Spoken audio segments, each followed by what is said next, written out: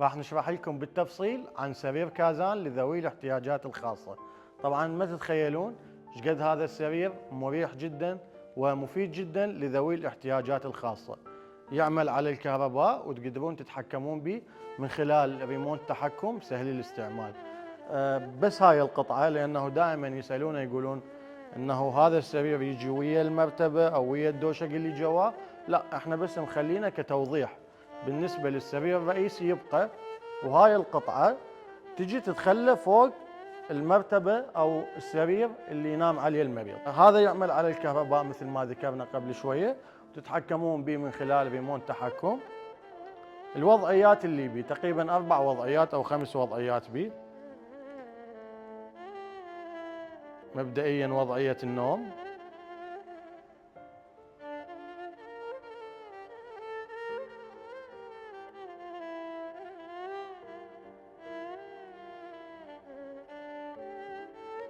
تقدرون ترفعون النصف الأمامي من جسم المريض،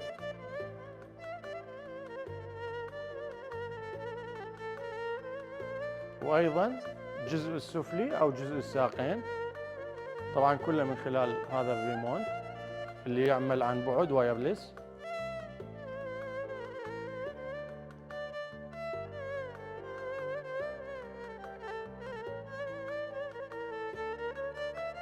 بالإضافة الوضعيتين مهمات جدا، هسه راح نعرفكم عليهن.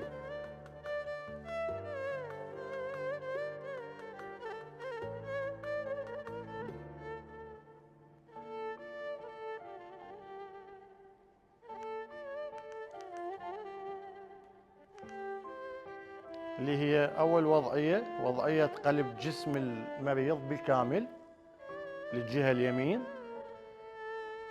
يعني في حال انه تغيروا له ملابسه او تفاصيل ثانيه.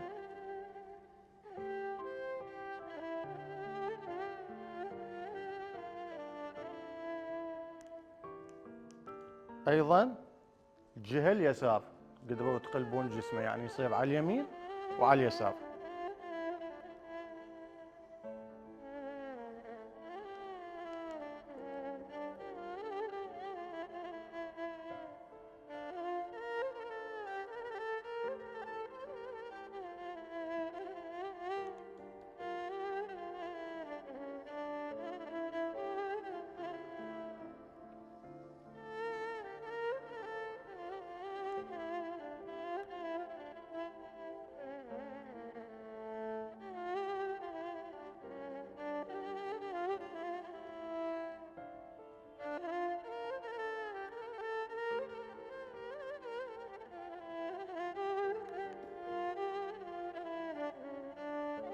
طبعا كثير من ذوي الاحتياجات الخاصة يعانون من انهم ما يقدرون يسيطرون على حركتهم، دائما يسقطون من الشرباية او المكان اللي هم نايمين عليه.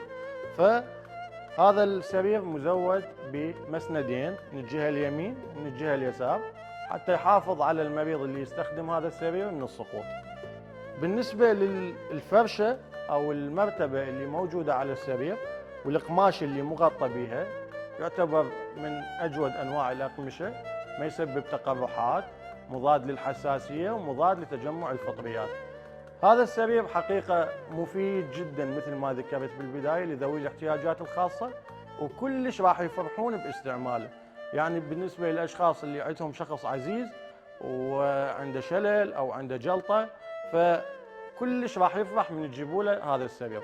سعره 2,250,000 دينار. بالنسبة للسعر مالته هو جدا مناسب للفوائد اللي ينطيها هذا السرير، فاستغلوا هاي الفرصة. موجود حاليا في كازان ستور، اطلبوه الآن.